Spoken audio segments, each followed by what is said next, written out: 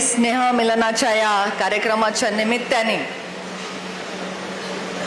ज्यांच्या संकल्पनेतून आणि ज्यांना दिवाळीच्या निमित्ताने पुन्हा एकदा प्रत्यक्ष भेटण्यासाठी आपण सर्व इथे उपस्थित झालेलो आहोत, त्या आपल्या सगळ्यांच्या लाडक्या नेत्या सन्माननीय पंकजाताई, मंचावर उपस्थित सन्माननीय केशवदादा आंधळे, बदामराव आबा, बाळराजे पवार, निर्मळ तात्या, सर्व उपस्थित मान्यवर. आता 11 वरून आपण 23 मंडळ अध्यक्ष झालेले आहेत. जिल्ह्याचं अध्यक्षपद आता शंकररावजी देशमुख यांच्याकडे आहे. सूत्रसंचालन रामभाऊ करतायत आणि उपस्थित राहिलेले सर्व कार्यकर्ते, मी तुमचं मनापासून खूप खूप स्वागत करते. तुम्हाला सगळ्यांना दिवाळीच्या खूप शुभेच्छा देते. आज इथे येऊन भाषण करत असताना नेमकं काय विषयावर बोलावं याचा मी विचार करतेय.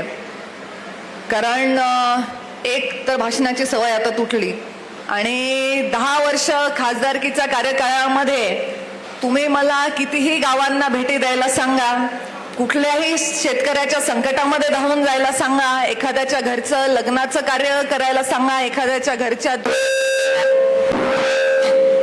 भेट द्यायला सांगा, रेल्वेच्या मीटिंग घ्यायला सांगा, नॅशनल हायवेच्या मीटिंग घ्यायला सांगा, त्याच्यामध्ये मी कधी कुठेही कुचराई केली नाही. पण भाषण करायचं म्हणलं की माझ्या अंगावर काटा आहे. मला भाषणाचा नाद नाही आणि आता तर काही फार कारणही नाही.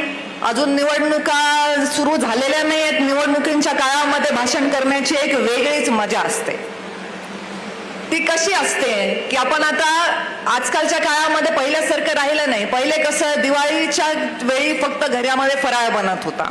दिवाळीच्या वेळी चकल्या, अनारसे, शंकरपाळे, हे लाडू या गोष्टी दिवाळीच्या काळात बनत होत्या. आता 12 महिने सर्रास सगळ्या दुकानांमध्ये मिळतात. त्यांची मजा राहिली नाही. पण तरी सुद्धा तुम्ही एरवी खाता ती चकली आणि दिवाळीची घरात बनवलेली चकली, त्याच्यात फरक असतो की नाही?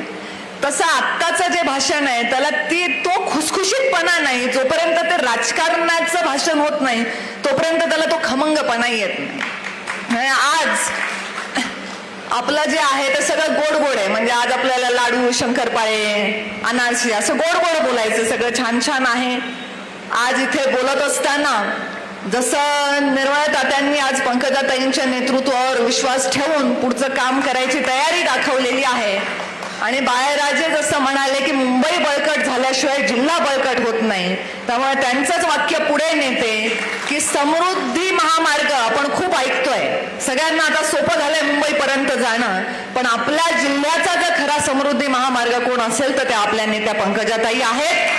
जोपर्यंत हा मार्ग मोकळा नाही तोपर्यंत आपल्याकडे विकासाचं कुठलंही काम येऊ शकत नाही. हे तुम्ही आणि मी स्वतः सुद्धा आपल्या डोळ्यांनी पाहिले, आपण याचा अनुभव घेतलाय. 14 ते 19 या काळामध्ये पंकजाताई पालकमंत्री असताना जिल्ह्याची खासदार म्हणून माझा असलेला मान आणि मला येणारी काम करण्यात येणारी मजा, काम करण्यात येणारं यश आणि त्यानंतर 19 ते 24 या काळामध्ये करावा लागलेला संघर्ष, अगदी छोट्या छोट्या कामांसाठी कराव्या लागलेल्या विनवण्या, या मी पण पाहिलेल्या आहेत आणि तुम्ही पण पाहिलेल्या आहेत. त्यामुळे आपला आता पुन्हा एकदा हा मार्ग मोकळा झालेला आहे आणि आज जिल्ह्याची लेक म्हणून, परळीची लेक म्हणून पुन्हा जेव्हा पंकजाताई आपल्या महाराष्ट्राच्या मंत्रिमंडळामध्ये आल्या तेव्हा सगळ्यांना आपल्याला खरी दिवाळी ही आता खऱ्या अर्थाने ही गोड दिवाळी आपली झाली असं म्हटलं तर ते चुकीचं ठरणार नाही. राजकारणावर बोलण्यासारखं भरपूर काही आहे, जास्त बोलणार नाही. दिवाळी म्हटलं की फराळ आला, दिवाळी म्हटलं की फटाके सुद्धा आलेच.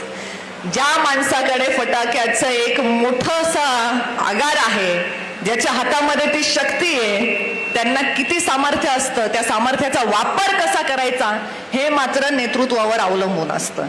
सहज शक्य असतं. तुम्ही बघता दिवाळीमध्ये आपण जातो, लहानपणी आम्ही फटाके उडवायला जायचो. आपलं ज्याच्याशी जमतं त्याच्याबरोबर आपण चांगले चांगले फटाके उडवतो. एखाद्याचा ज्याचा राग असतं, रॉकेटची दिशा बरोबर त्याच्या घराकडे केलेली असते. तर रॉकेट एकमेकांवरती लावून देणं हे करणंही नेत्यांना शक्य असतं. पण पंकजाताई त्या नेत्या आहेत की ज्यांनी जिल्ह्याच्या आपल्या आसमंतावरती सुंदर रोषणाई करून सगळ्या जिल्ह्याला प्रकाश देणारे फटाके लावून सगळ्यांना एकत्र आणण्याचं काम केलेलं आहे.